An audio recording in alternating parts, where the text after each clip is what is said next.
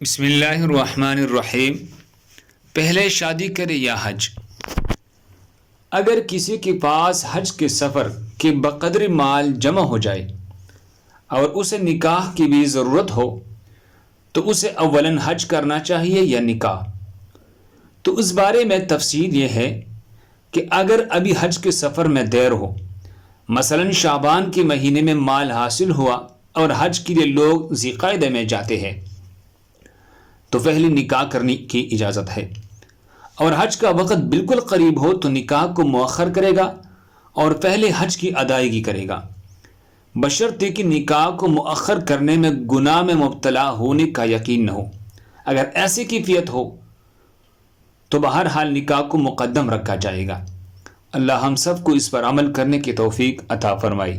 دوسرے مسلمانوں کے فائدے کے لیے آگے ضرور شیئر کریں۔ جزاک اللہ۔